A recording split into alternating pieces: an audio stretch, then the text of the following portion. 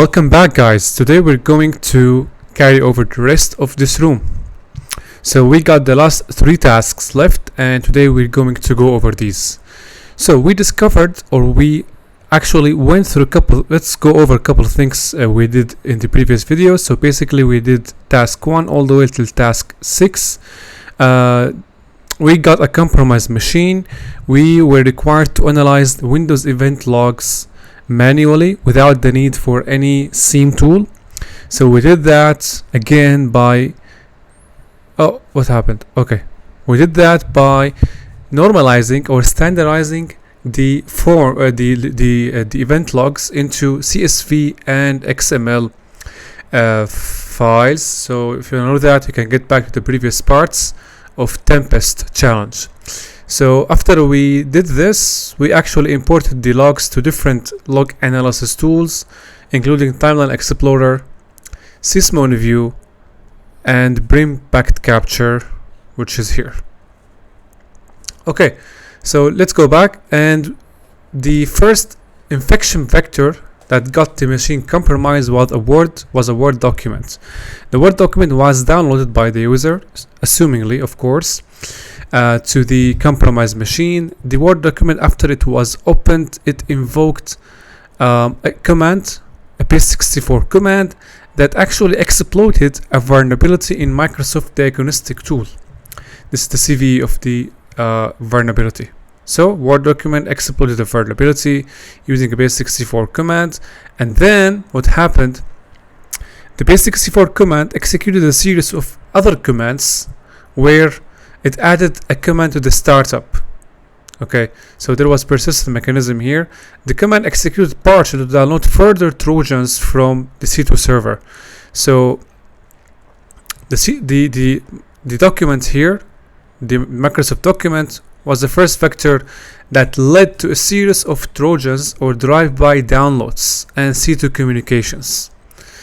That's in a nutshell what happened. Now, in task 7, we're going to go over what happened post-compromise. Going to go over the commands the attacker executed on the machine after they got access. Starting from the proxy, the pivot, the network pivoting, and of course all the way till how they performed the privilege escalation. So in general reconnaissance.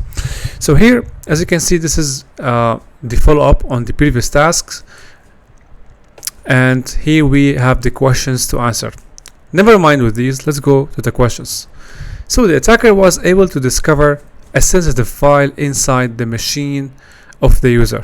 What's the password discovered on the aforementioned file? Now we want to go back to Brim here, specifically over the base64 encoded strings discovered over this domain. So if you remember, the attacker, after the document was downloaded and opened, a series of Trojans or malwares have been downloaded to the machine, and they communicated with this domain to execute commands over HTTP protocol. So we want to find out the file name that was discovered. Obviously the file name can be found by actually going over these base64 encoded strings, because they correspond to commands executed on the machine. So I'm going to leave the first part here. I'm going just to filter for domain resolve cyber xyz resolve back again.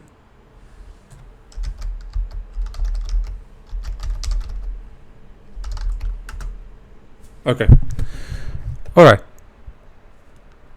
So by individually encoding every single one of these base64 strings, you will get the command that was executed. For example, let's take this one, copy, and go to cyber chef. See here, that's the command. So based on this, we're going to find out the file name that was discovered. So unfortunately for me, I needed to go over all of these. So let me see which one was net users. How about this one? So here, as you can see, here after the attacker completed the privilege escalation, let's go up. It's definitely before that.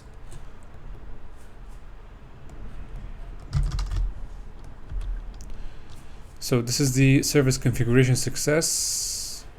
How about we sort this? Let's see. Let's use the sort here.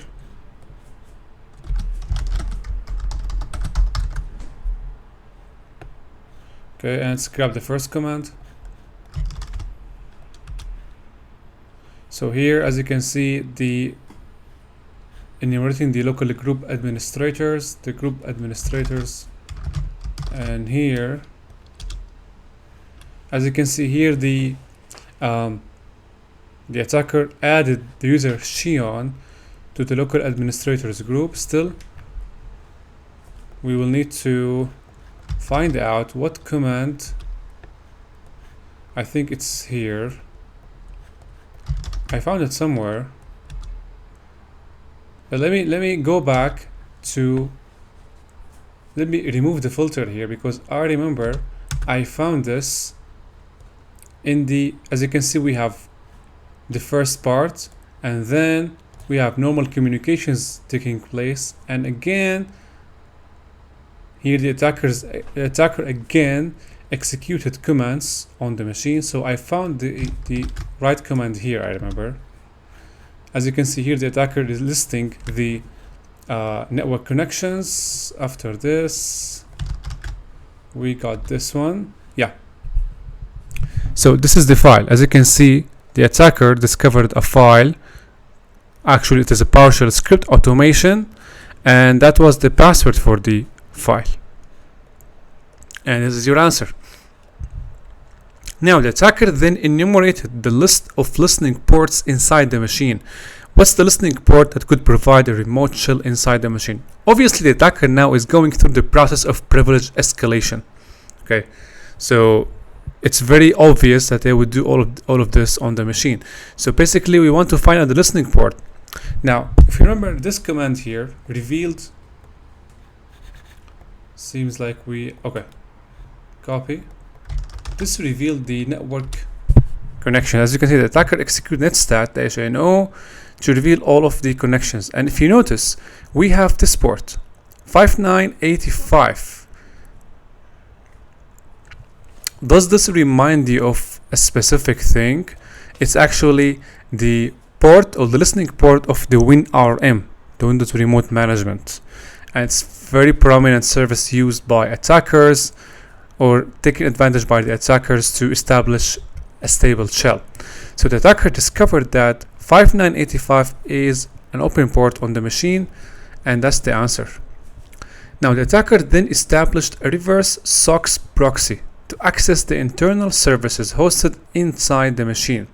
What's the command executed by the attacker to establish the connection? Now it's very useful, guys, if you understand or follow with the flow of events, to be able to find the answer of each question at the same time understanding what's happening. So here, why the attacker would use a reverse SOX proxy? Obviously they want to get access to this port, because if the attacker was able to establish connection to this port, they will be able to establish a more stable shell than just executing commands over HTTP, right?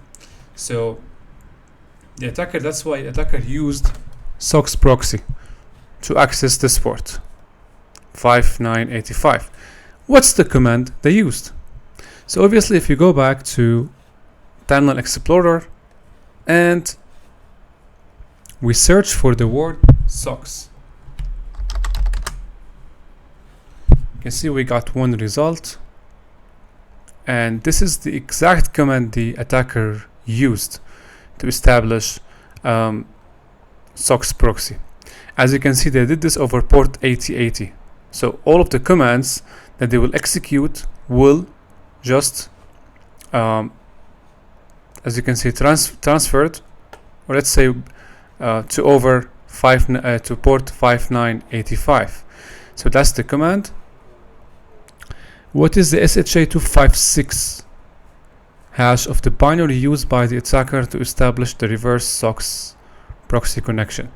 Okay, to find this, we have to first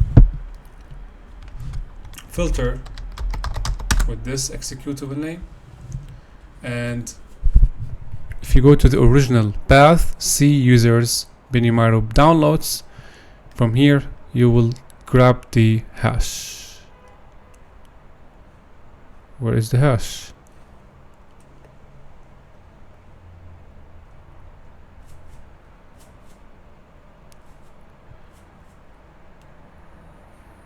So I see nothing here.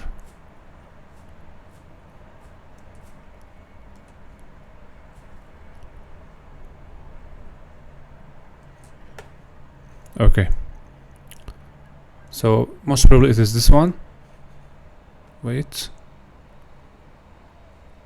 Yes. You take it from here, right? 8A. So why this one, not this one? Why this one? Because if you look at the executable info, you see it points to originally to this executable, not this one, not here, this one. What's the name of the tool used by the attacker based on the hash? Provide the answer in lowercase. So obviously, guys, for a good rule of thumb, if you get the hash of an executable, you can use VirusTotal to find the name or details about the executable, especially if it was malicious. So as you can see, this is the executable name, Chisel, or you can use Google. It's up to you. The attacker then used the harvested credentials. From where? From the machine, based on the succeeding process after the execution of the SOX proxy. What service did the attacker use to authenticate? So obviously, guys, without the need to return back to the logs, you can answer this question by understanding the flow of the events. So we knew that the attacker discovered there was an open port on the machine that represents the WinRM service. They established a SOX proxy over port 8080 to access this internal port. So eventually, what was the service they were aiming for? It's WinRM. But if still you don't know what's 5985, or you have problem understanding the flow of events, you can go back to the machine and sort, cancel this one. To understand the sequence of events, it's very helpful to always sort by the time. So normally we sort by descending order, but to understand the flow of events sequentially, we sort by ascending order. So this is the ascending order, and let's look for the SOX command. I remember it was 1718 on the 1848 seconds. So let's look for 1718.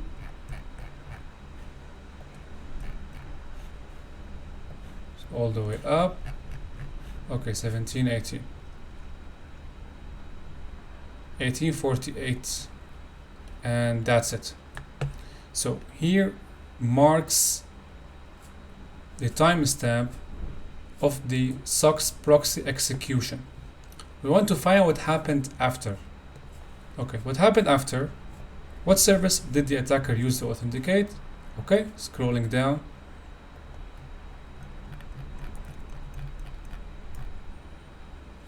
Look at this one. WSM, yeah, this one corresponds to the Windows Remote Management. If you Google this, as you can see, it's a Windows Remote PowerShell session, and this executable is responsible for powering WinRM service. Okay, so up until now, the attacker, what they did, they got access to the machine through a series of drive-by downloads malware, and then they enumerated the machine. They found there is a WinRM port. They pivoted to that port using SOX proxy. That's it. So now they got stable shell. Now it's time to escalate the privileges. After discovering the privileges of the current user, The attacker then downloaded another binary to be used for privilege escalation. What's the name and the SHA hash of the binary? So yeah, the attacker got WinRM shell access to the machine. They know who they are. Now they want to escalate privileges. Obviously, they will download another tool to achieve this purpose. So let's follow with the timeline of events here after the WinRM. Scrolling down, what happened? Yeah, as you can see, indeed, the attacker run whoami/priv to understand who they are after they got the stable shell, and then yeah, this is it. They run PowerShell, as you can see, to download another executable from this domain name, fish team XYZ. SPF, that's the executable name, and the hash, well, SPF, looking for the original path of this file.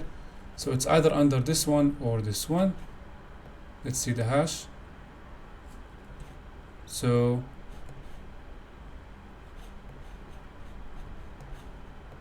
'85, this one. Why? Going back, it points to the original path of the executable. Based on the hash of the binary, what's the name of the tool used? Again, we take the hash and we search in VirusTotal, knowing that the tool might be malicious. It's definitely malicious. Output, details, going to names. These are the names. But we have this one that's very obvious, print spoofer.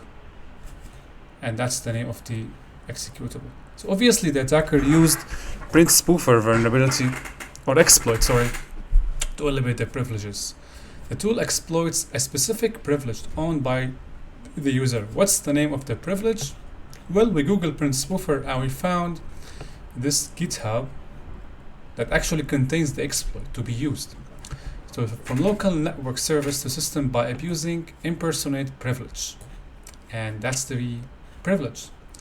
Then the attacker executed the tool with another binary to establish a C2 connection. What's the name of the binary? Again, the attacker established another C2 connection with the tool, but they also used another tool. So again, going back and following the timeline of the events. Oh, we have to sort again, I guess. So where we were, yeah, I think I have to sort again.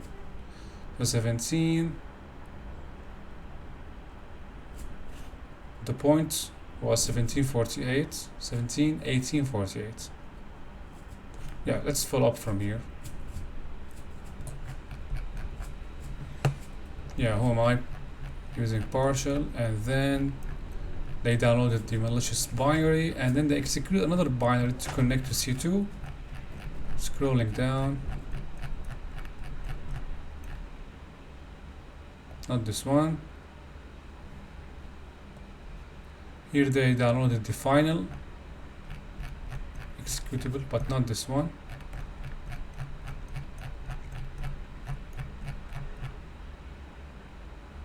Nope. Nope. Yeah. So the question is asking, the attacker executed the tool. Which tool? Print spoofer, which corresponds to SPF in our case. Okay, with another binary to establish a C2 connection. That's the binary executed along with this tool to connect to a C2 server. The binary connects to a different port from the C2. The binary connects, this binary, final, okay, connects to a different port from the first C2 connection. Which C2 connection? The first one, if you remember, that one. Where was it? Here. So here we got different C2 connection initiated by final. So up until now we got two C2 connections, one over port 80 and another one over port 8080. How? Going to sysmon, just type final here and drag all of the related data. You see we got 43 DNS queries. The first one witnessed was from final to resolve cyber, and it happened over port 8080. That's the answer. Okay, so up until now, what the attacker did, they escalated the privileges with print spoofer, and they connected to another C2 server over port 8080. What happened after? Forget about this, I'm gonna explain. So, upon achieving system access, as we learned in the previous task, the attacker then created two users. What are the account names? Again, guys, following up with the events timeline. Scrolling down.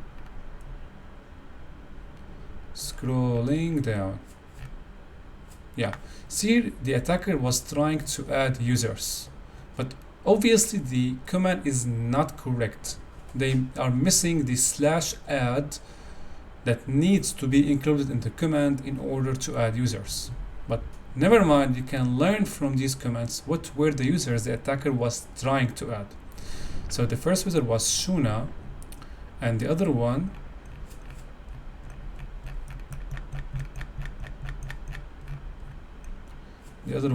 was Shion.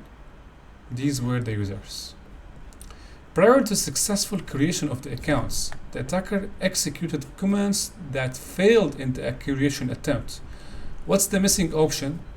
Well, without returning back to logs, it's very obvious that it was /add. There was no /add here. The users won't be added in any way. But if you scroll down here again, you see the option /add. Based on Windows event logs, the accounts were successfully created, Shion and Shuna. What's the event ID that indicates the account creation activity? You can use Google to find this out. It is 4720 for account creation. The attacker added one of the accounts in the local administrators group. Obviously, the attackers do that to grant themselves access to the administrator group and having administrative access without making it very obvious. So what's the command used by the attacker? Well, going back, this is it. Local group administrators, add a user to administrators group, and Shion is the intended user. This is the command. Based on Windows event logs, the account was successfully added to a sensitive group. Namely, in domain controllers, it's called security enabled group. What's the event ID that indicates the addition to a sensitive local group? Again, you can use Google to find this, and you will find it is 4732. After the account creation, which account? These. The attacker executed a technique to establish a persistent administrative access. So most probably they created a scheduled task or they created a service. What's the command executed by the attacker to achieve this? So we're going to go back in time after adding the users. So here they were adding the users, and then we see this. Look, this is the executable responsible for configuring services. Create Tempest updates, and this is the binary path. Okay, as you can see, it is set to the start mode was set to auto. What does it mean? It means that the service Tempest update will run every time the user logs in, and it will execute this path or this binary final. That's the final persistence. So as you can see, the name is indicated with the nature of the file. Final, yeah, final what? It's the final step to achieve the persistence of the machine. And you can double click, copy the command, and paste it here, and this way you will finish the challenge. Actually, I wanted to divide this challenge into a couple videos, and that was the last video, so guys, you can grasp on the concepts demonstrated in this challenge. As you can see, it might be tempting to believe that the document here was responsible for all of the mess. Yes, it was, but honestly, the attack was kind of complicated. A series of drive-by downloads, a series of city connections to achieve the final objective on the machine. So cool challenge, guys. That was for today, and I will see you in the next video.